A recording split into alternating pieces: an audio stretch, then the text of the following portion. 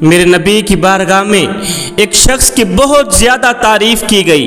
لوگ کہہ رہے تھے کہ وہ بہت ہی اچھا ہے، نماز بھی پڑھتا ہے، تہجد بھی پڑھتا ہے، حق سچ بولتا ہے، حقوق اللہ حقوق العباد پورے کرتا ہے۔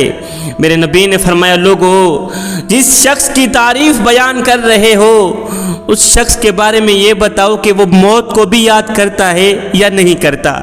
یہ سن کر لوگوں نے عرض کی، آقا وہ سب کچھ کرتا ہے، وہ نماز بھی پڑھتا ہے، وہ تہجد بھی پڑھتا ہے، مگر وہ موت کو یاد نہیں کرتا، وہ موت کو یاد نہیں کرتا۔ یہ سن کر میرے کریم نبی نے فرمایا، لوگو پھر وہ اس طرح کی تعریف کے قابل نہیں جس طرح تم اس کی تعریف کر رہے ہو۔ اگر وہ عقل مند ہوتا تو وہ موت کو کثرت سے یاد کرتا۔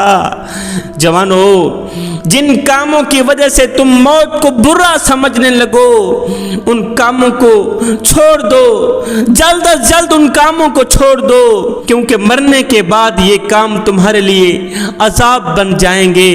حضرت سیدنا علی المرتضیٰ شیر خدا کرم اللہ وجہ الکریم نے فرمایا جو شخص موت کو کثرت سے یاد کرتا ہے اللہ تعالیٰ کی طرف سے اسے 3 انعامات سے نوازا جاتا ہے۔ پوچھا گیا، حضرت وہ 3 انعامات کون کون سے ہیں؟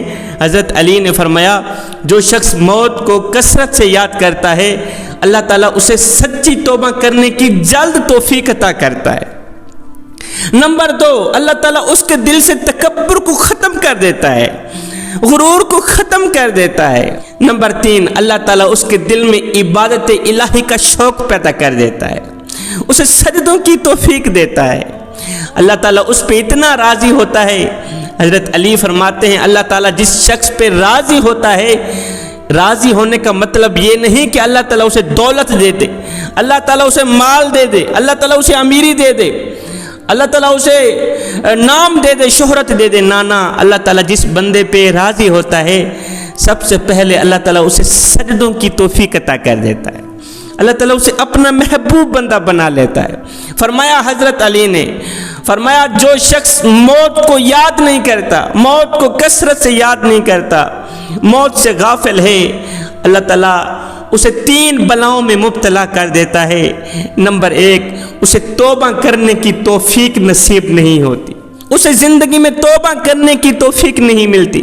نمبر 2، صبر کا دامن اس کے ہاتھ سے چھوٹ جاتا ہے۔ نمبر 3، عبادت الہی میں اس کا جی نہیں لگتا، عبادت کرنے میں اس کو سکون نہیں ملتا، اس کو چین نہیں ملتا، اس کو قرار نہیں ملتا۔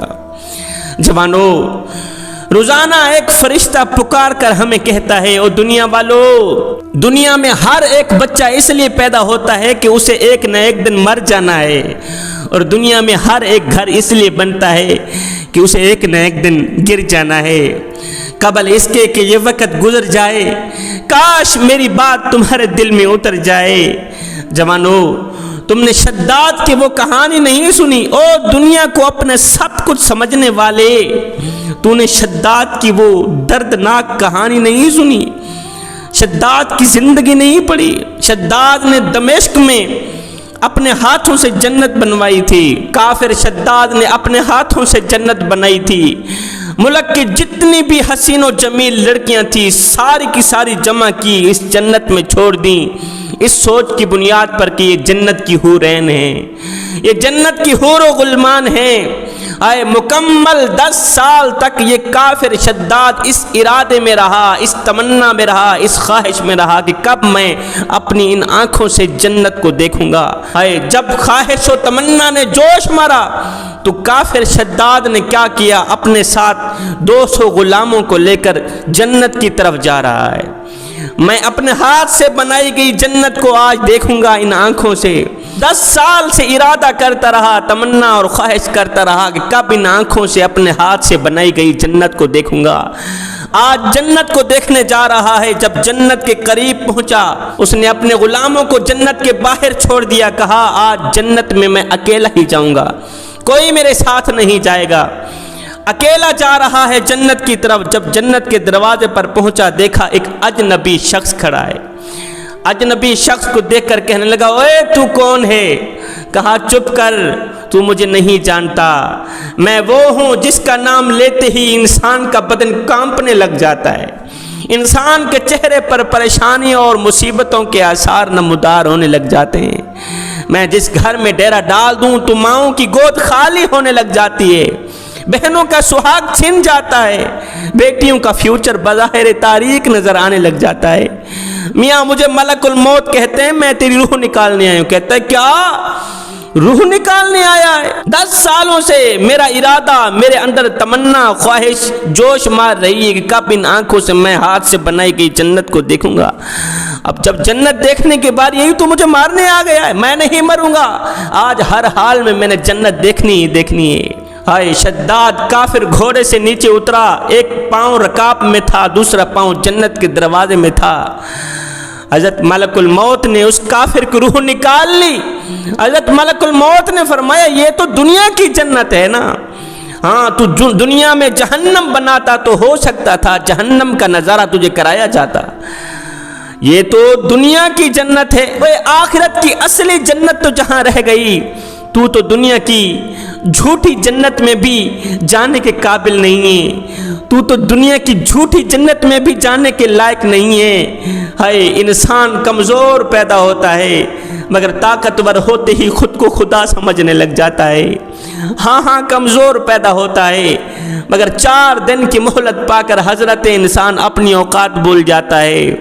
جب انسان اپنی اوقات بھول جاتا ہے پھر اسے اتنا پتہ بھی نہیں رہتا کہ مٹی کا کھلونا جیتے جی تو بہت شور مچاتا ہے لیکن جب مرتا ہے تو مر ہی جاتا ہے۔